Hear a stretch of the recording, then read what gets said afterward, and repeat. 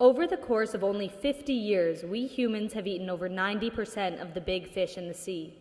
Pacific bluefin tuna, sharks, and North Atlantic cod have all been almost fished to extinction, leaving only 5 to 10% of these populations remaining. And why do we do it? It's all over the news that fish is a healthy superfood and an amazing source of lean protein and omega-3 fatty acids. But what they don't tell you is what else you're putting in your body when you eat fish. You know those plastic water bottles that you use every day? The plastic bags you bring your groceries home in? Well, as I'm sure you've already heard, all of that ends up in the ocean. More than 8 million tons of plastic gets dumped into the ocean every year. It's estimated that 150 tons of plastic is currently circulating through our marine environments. As the sun, wind, and waves hit this floating plastic, it begins to break down into tiny pieces about the size of a sesame seed called microplastics. Fish are not very smart. They see these tiny pieces and think they look like great food. So sure, you think, what's the harm? It's just a tiny bit of plastic. But here is where biomagnetification comes in. These little fish eat plastic containing chemicals such as PBCs, DDT, dioxins, and mercury, and it stays inside of their guts. Then a bigger fish comes along who has also been eating plastic, and he eats this little guy. So now the bigger fish is home to all of those chemicals that the smaller fish had accumulated in its lifetime, as well as its own. This continues all the way up the food chain. The longer a fish is exposed to our ocean pollutants, the more toxins will accumulate. It takes 10 to 14 years for the bluefin tuna to mature.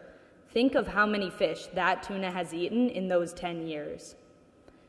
So now, these fish that have been consuming microplastics covered in chemicals for their whole lives get scooped up in mass amounts and put on your plate or in your grocery store for you to take home for dinner. Scientists have found microplastics in 114 aquatic species, and more than half of them end up on our plates. Is that really what you want to be feeding your friends and your family and yourself? Maybe you're thinking, well, I eat sustainably farmed, clean fish. This doesn't apply to me. But the sad truth is, you can't trust the labels. Oceana compiled findings from 200 studies. Out of 25,700 seafood samples across 55 countries, 1/5 were mislabeled. Wild salmon was actually just farmed. In Canada, rockfish can be any of 100 species, but they're all labeled the same in the stores. So, do you really even know what you're eating? All of our ocean water has microplastic in it, so as long as it's living in our water, organic does not mean chemical-free.